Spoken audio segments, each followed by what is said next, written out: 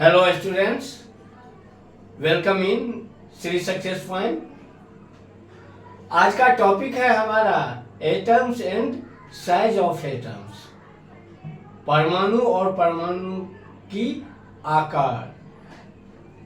Topic start करने से पहले यदि आपने हमारे चैनल को सब्सक्राइब नहीं किया है तो प्लीज सब्सक्राइब कर दें।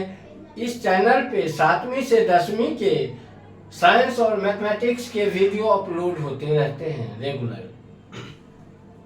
अब हम चलते हैं टॉपिक पे और हमारा टॉपिक है atoms and size of atoms, जो लिया गया है 9th क्लास से और चैप्टर का नाम है एटम्स एंड मोलिक्यूल्स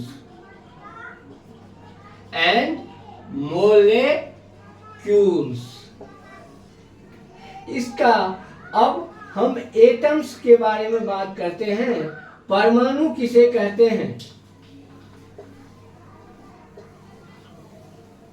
परमाणु वह सूक्ष्मतम कण है जो स्वतंत्र अवस्था में नहीं पाया जाता है, परंतु रासायनिक अभिक्रिया में प्रत्यक्ष भाग लेता है। परमाणु वह सूक्ष्मतम कण है जो स्वतंत्र अवस्था में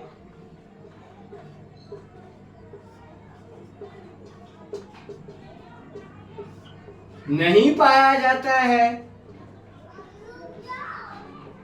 पाया जाता है, परंतु रासायनिक अभिक्रिया में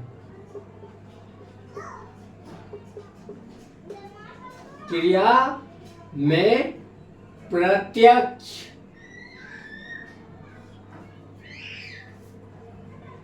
भाग लेता है।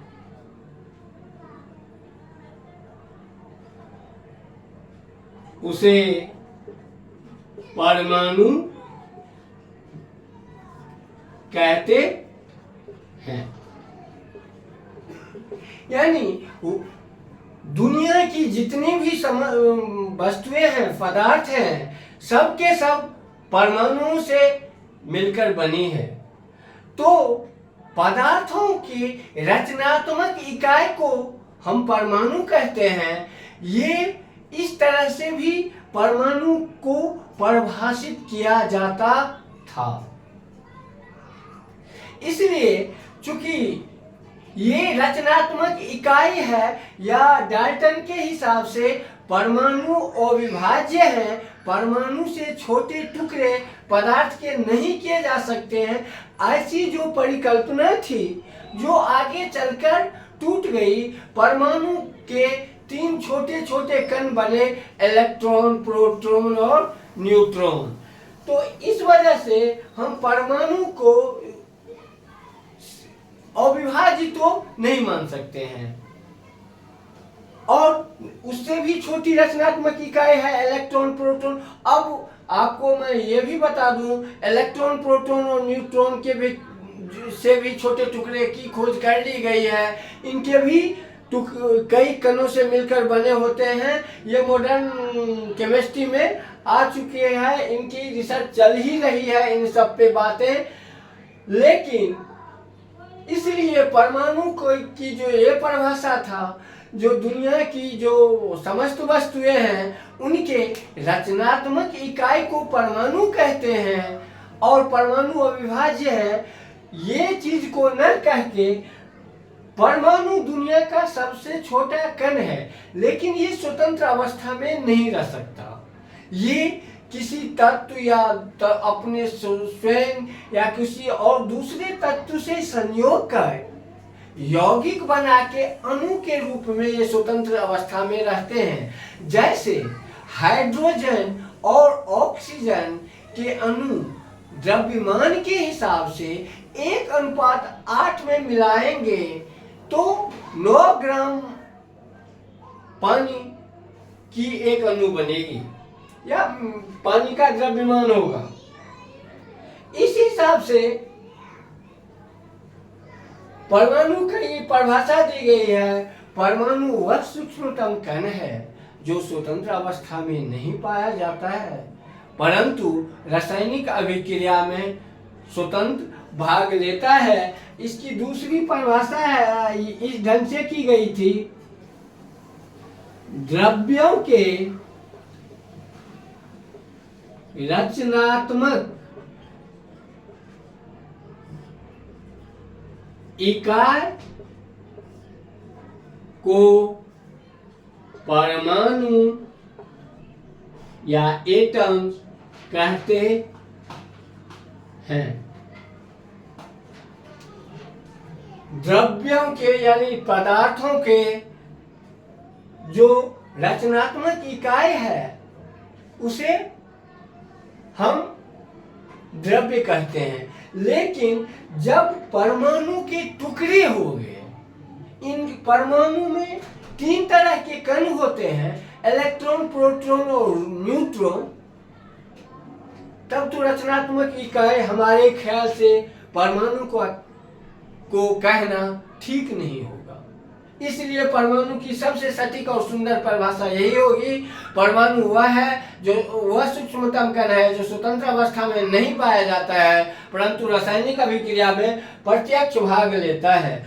अब हम परमाणु के साइज के बारे में बात करें, परमाणु बहुत छोटी होती है। परमाणु के साइज की बात करें तो इनके साइज के लिए नैनोमीटर में इनकी आकार को नापा जाता है और थोड़ा नैनोमीटर को समझने की कोशिश करते हैं। जो नैनोमीटर क्या होता है,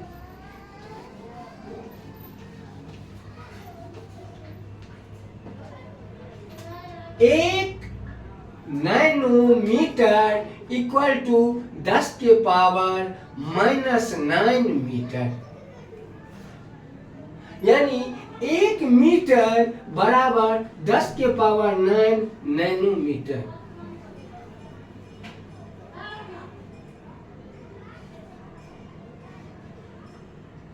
इसका मतलब हो गया 1/10 को 10 से 9 बार गुना। और अब कल्पना कर सकते हैं जो ये आकार कितनी छोटी होगी।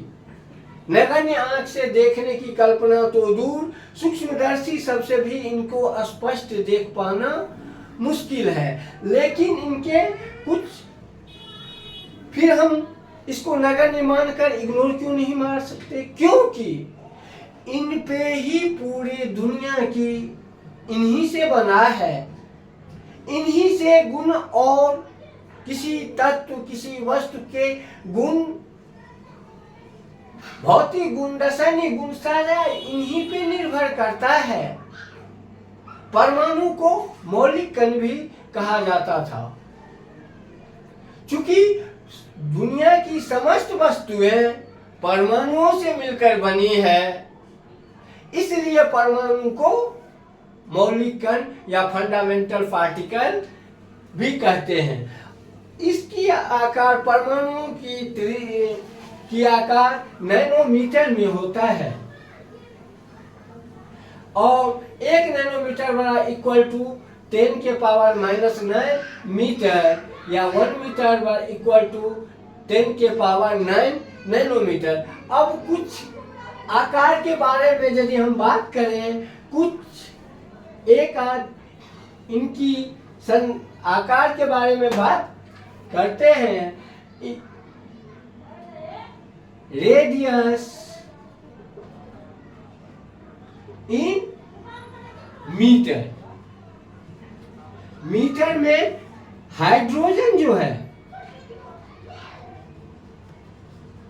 हाइड्रोजन उसका 10 के पावर -10 मीटर रेडियस है। 10 के पावर -10। अब यदि हम वाटर की बात करते हैं, जल के अणु, वाटर मोलेक्यूल। तो इसका रेडियस जो है वो होता है 10⁻⁹ मीटर। होमोग्लोबिन की बात करें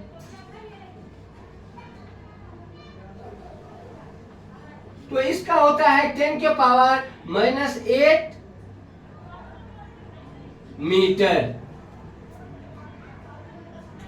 और हम यदि सेब की रेडियस की बात करें, सेब के जो एटम के रेडियस की बात करें तो 10⁻⁻1 मीटर होता है। और यहीं पे आज की क्लास को एंड करते हैं। यदि हमारी ये वीडियो आपको अच्छी लगे तो प्लीज़ एक लाइक कर दीजिए, और यदि आपको समझने में कहीं से कुछ दिक्कत आ रही है तो कमेंट बॉक्स में लिखकर बताइए। हम कोशिश करेंगे नेक्स्ट वीडियो में आपकी दिक्कत का सॉर्ट आउट करने की पूरी कोशिश करेंगे। हम उस पर वीडियो अलग से डालेंगे आपकी दिक्कतों के लिए। धन्यवाद।